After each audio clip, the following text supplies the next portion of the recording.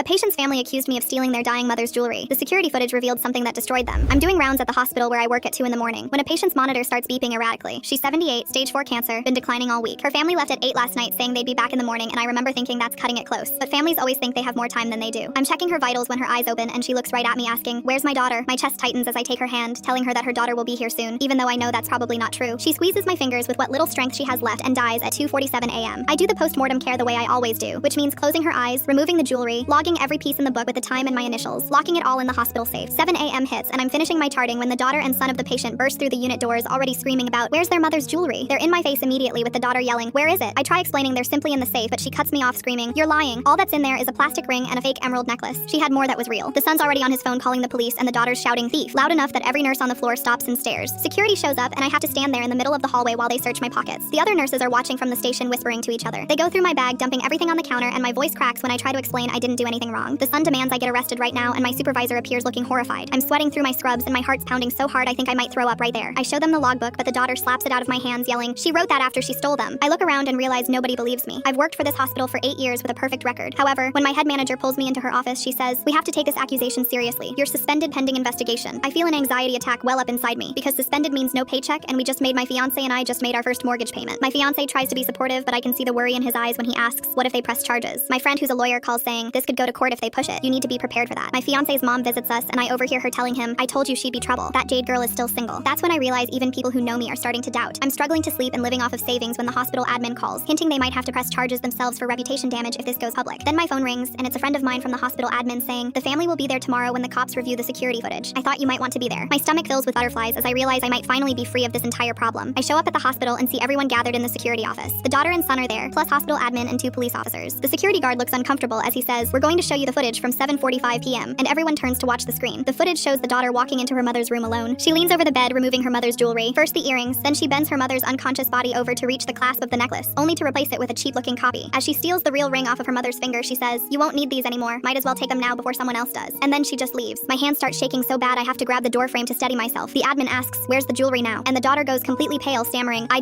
just didn't want it to get lost." But her voice is cracking and she can't even look at anyone. The sound of the alarm monitor going off draws everyone's attention back to the footage. Everyone sees me rushing into the room. Everyone watches as I take her hand, talking softly saying, "You're not alone, and your children love you so much." We all hear her whisper, "Thank you for being here." Then she passes away. The police immediately turn to the daughter about filing a false report and theft from a patient. The daughter breaks down completely saying, "I just needed the money and thought she'd already passed." But nobody's listening to her excuses anymore. Hospital administration is apologizing to me profusely, offering extra compensation for the suspension and emotional distress. I look at both the daughter and son and say, "She asked for you and she died thinking you'd come back, so I lied and told her you were just getting coffee." The daughter starts sobbing even harder and the son can't even look at me. I grab my things from my locker and go home.